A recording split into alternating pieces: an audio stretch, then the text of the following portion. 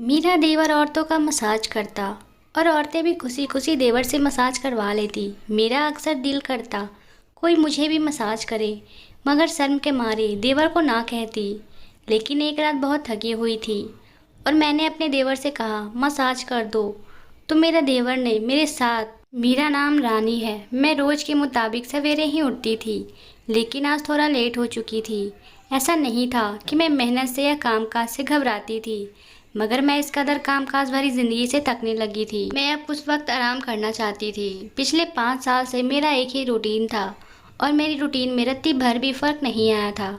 सुबह सबसे पहले उठकर नाश्ता बनाना, उसके बाद पति के साथ खेतों में रवाना हो जाती, फिर दोपहर के वक्त वापस आती और आकर खाना बनाती थी। घर के सारे कामों में मैं अकेले ही किया करती थी। घर में मेरे अलावा और कोई औरत नहीं थी। घर की जिम्मेदारियां मुझ पर ही थी। घर के कामों के साथ साथ खेतों में जाना, वहां पर कामकाज करना मेरा ही काम था। इन सब से मैं बहुत ही ज़्यादा थक चुकी थी। मैं जब सुबह घर से बाहर जाने लगती तो हमारे घर पर मोहल्ले की औरतें मेरे देवर के पास मसाज कराने के लिए आ जाती थी और शाम तक उनका आना जाना लगा रहता था, क्योंकि मेरा देवर घर पर ही रहता था और उसके ऐसे काम से अच्छी खासी आमदनी हो जाती थी। वह पढ़ा लिखा था और खेतों में काम करना पसंद नहीं करता था। यही वजह थी कि मुझे अपने पति की मदद करने के लिए खेतों में जाना पड़ता था। हमारे गांव का यह रिवाज था कि सभी औरतें अपने पति के साथ मिलकर काम करने पर जाती थी और उनका हाथ बटाया करती थी। पति का हाथ बटाने के चक्कर में मैं खुद थकान से चूर चूर हो जाती थी। मेरा भी थकान से बहुत ज़्यादा बुरा हाल हो जाता था। मेरा भी कभी कभी दिल करता था कि मैं भी देवर से मसाज करा लूँ, मगर हमेशा शर्म और लिहाज के मारे चुप हो जाती थी। मेरे देवर बहुत अच्छी आदत का इंसान था। वह किसी से ज़्यादा फालतू की बात नहीं करता था और मेरे ससुराल में भी रिवाज था, ज़्यादा लोगों से बात करने की इजाज़त नहीं थी। मेरे पति ने मुझे पहले ही दिन बता दिया था कि हमारे यहाँ औरतों का मर्दों से ज़्यादा बातचीत करना पसंद नहीं किया जाता। मैं खुद भी कम बोलती थी। मैं भी ज़रूरत के वक्त ही बोला करती थी। मेरे देवर ज़्यादातर अपने कमरे में बंद रहते थे। कभी कभी उनका मूड होता तो वह हम दोनों मियाँ बीबी के साथ खाना खाते और अपने कामों में लग जाते। मेरे देवर अपने कमरे के बगल में ही एक और कमरा बनाया हुआ था, जहाँ वह अपना काम करते थे। मुझे अपने देवर के स्वभाव समझ में नहीं आती थी। वैसे तो वह बहुत खामोश और शर्मीला था, मगर मैं अक्सर सोचती थी फिर यह ऐसा काम कैसे कर लेता है। औरतों को मसाज देने में यह शर्म नहीं आती क्या? मुझे तो सोचकर ही शर्म आने लगती थी। जब मैं अपने पति से यह बात की तो वह हंसकर कहने लगे कि उसका तो काम है और रोजगार भी उसी से ही चलता है। अगर वह अपने काम पर शर्माएगा तो खाएगा कहाँ से? उनकी बात सुनकर मैं खामोश हो गई। मेरा दिल करता कि मेरा भी कोई मसाज कर दे, जिससे मेरी सारी थकावट दूर हो जाए, मगर मैं अपने ख्वाहिश का इजहार किसी से भी नहीं कर सकती थी। मेरी शादी को उस वक्त 2 साल ही हुए थे जब मेरी सास का देहांत हो गया था। उनके बाद सारी जिम्मेदारियां मेरे ही कंधों पर आ गई थी। मेरी सास की मौजूदगी में मैंने एक पल सुख का सांस नहीं ले पाई थी। 2 साल मैंने जैसे कांटों पर बसर किए थे। वह पल पल मुझ पर निगाह रखती थी। मैं कहाँ जा रही हूँ, क्या कर रही हूँ, उनकी नज़र हर चीज़ पर होती थी। मैं उस माहौल से बहुत ही ज़्यादा परेशान हो चुकी थी। मेरी शादी के 1 साल बाद उन्होंने मुझे औलाद न होने के ताने देना शुरू कर दिए थे। मैं अपनी सास के तानों से सुन बहुत रोती थी और गुस्सा भी बहुत आती थी। मैं ऊपर वालों को रो रो कर दुआ मांगती थी ताकि मुझे अपनी सास के तानों से छुट्टी मिल सके, मगर शायद मेरी किस्मत में अभी आजमाइश लिखी थी। मैं अभी तक औलाद का सुख पा नहीं सकी थी। फिर एकदम से मेरे सास बीमार रहने लगी। बहुत से हकीम और डॉक्टर्स उनका इलाज करवाने की कोशिश की गई, मगर उनकी बीमारी किसी को भी समझ में नहीं आ रही थी। उनके दोनों बेटे उनसे बहुत ज़्यादा प्यार करते थे। मेरे ससुर का बहुत साल पहले ही देहांत हो चुका था। मेरे सास ने उन दोनों को माँ बाप दोनों बनकर अकेले ही पाला था। मेरी सास बहुत ज़्यादा गुस्से वाली औरत थी। उन्होंने सारी जिंदगी बहुत शराफत से गुजारी थी। उनके माँ बाप ने उन्हें दूसरी शादी पर बहुत जोर दिया था, मगर अपने बच्चों की वजह से उन्होंने दूसरी शादी करने से इनकार कर दिया था। उन्होंने अपनी सारी ज़िंदगी अपने बेटों के लिए कुर्बान कर दी थी। शायद यही वजह थी कि उनके बेटे दोनों भी उनसे बहुत ज़्यादा कदर करते थे। मेरी सास की हर बात बेटों को पालन करना होता था।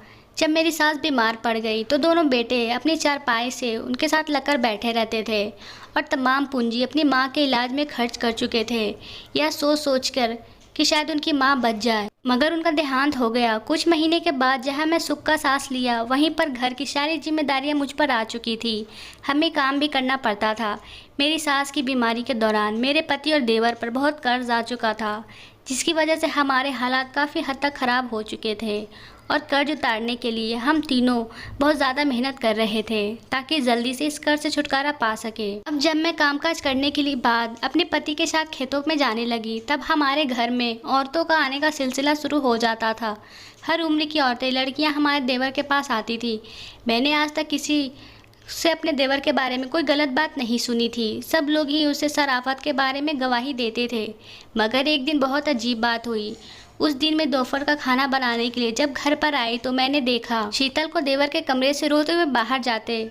मैं दंग रह गई। शादी के 5 सालों में मैं ऐसे पहली बार हुआ था। देवर की शराफत का सारा ज़माना गवाही देता था। वह भला लड़का था जिसकी वजह से आज तक किसी को कोई तकलीफ़ नहीं पहुंची थी। तो फिर वह लड़की इस तरह से रोते हुए वहां से क्यों गई थी? परेशान हो गई और कुछ सोचने पर मजबूर हो गई। उसके बाद घरेलू जिम्मेदारियों में मैं इस बात को जैसे भूल सी गई थी। कुछ देर बाद जब मैं खेतों से वापस आ रही थी तो वह लड़की अपने घर के दरवाजे पर खड़ी थी। मुझे देखकर वह मेरे साथ इधर उधर की बातें करने लगी। मैं उसे जल्दी जल्दी बातें करके मैंने उससे कहा कि मुझे बहुत काम है, खाना भी बनाना है और फिर पति को देने के लिए वापस जाना है। मगर वह बातें ख़त्म करने का नाम ही नहीं ले रही थी। जब अचानक उसने एक बात बोली जिसे सुनकर मैं चौंक गई। मैं देवर के बारे में बात करने लगी कि मेरे देवर ने तुम्हारे साथ अच्छा नहीं किया। मेरे बहुत बार पूछने पर भी उसने उस बात के बारे में नहीं बताया कि मेरे देवर ने क्या किया। इतनी बात कहने के बाद वह अपने घर में वापस चली गई और मैं उसके बारे में सोचते हुए घर वापस आ गई। मैं परेशान हो चुकी थी कि ना जाने क्या बात है। उस दिन वह रोते हुए क्यों वापस जा रही थी। लेकिन लोगों का कहना था कि ये लड़की की शोहरत हमारे मोहल्ले के लिए ठीक नहीं थी।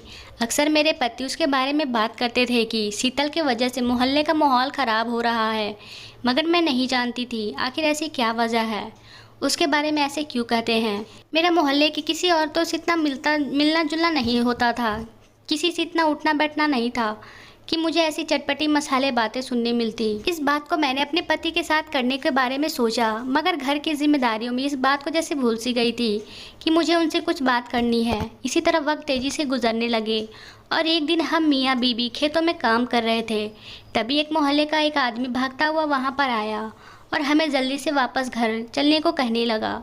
हम दोनों यह सुनकर परेशान हो गए थे, ना जाने क्या बात हो गई है। तेज कदम उठाते ही हम जब दोनों घर में वापस आए तो बहुत ज़्यादा औरतें का भीड़ लगी हुई थी। औरतों और मर्द वहाँ पर इकट्ठा हुए थे और ऊंचा ऊंचा बोलने की आवाज़ भी साफ सुनाई दे रही थी।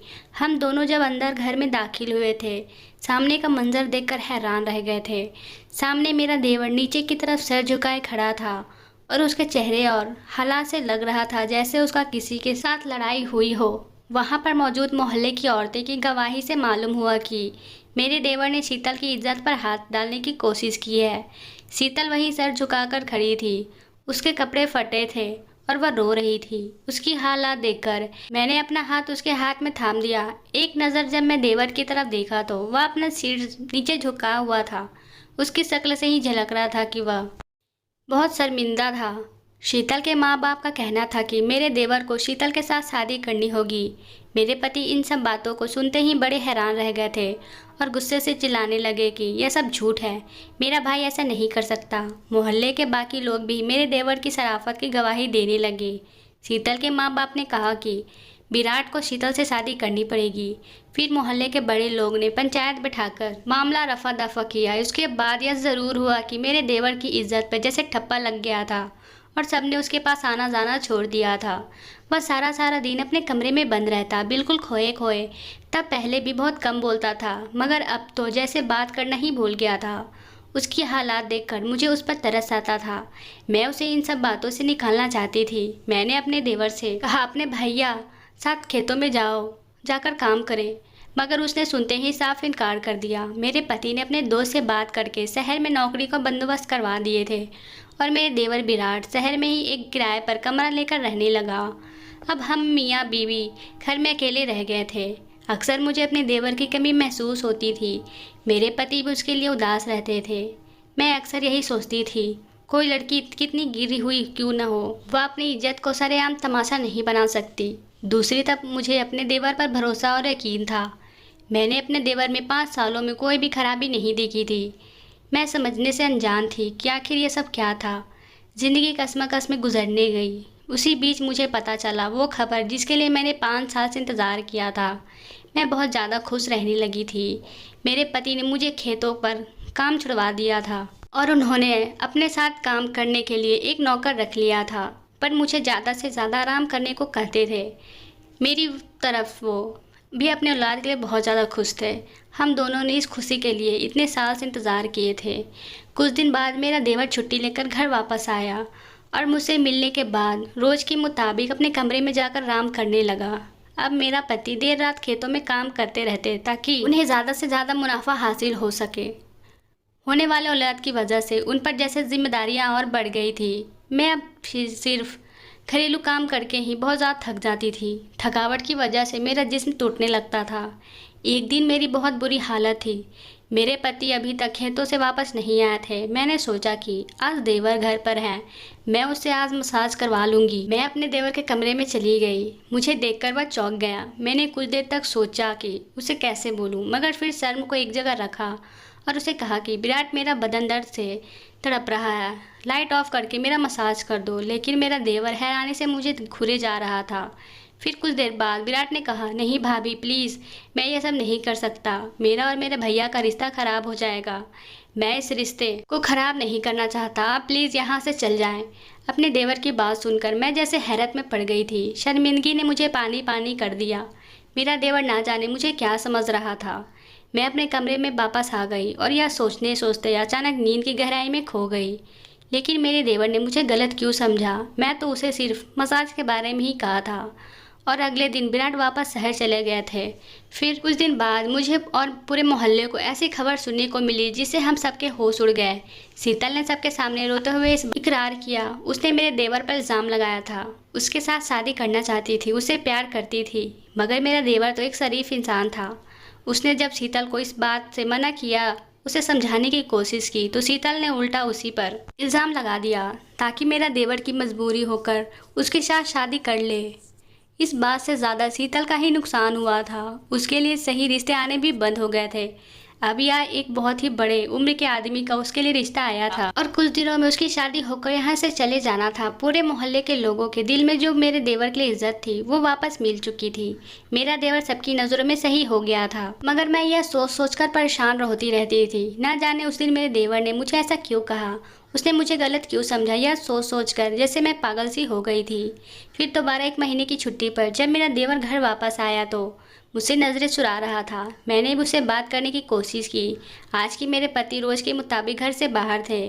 जब मैं अपने देवर के लिए खाना देने उसके कमरे में गई तो मुझसे कहने लगा, मैं आपसे बात करना चाहता हूँ। उस दिन जो भी कुछ हुआ मैं उस पर शर्मिंदा हूँ। दरअसल शीतल की वजह से मेरे दिमाग की हालत बहुत ख़राब हो चुकी थी।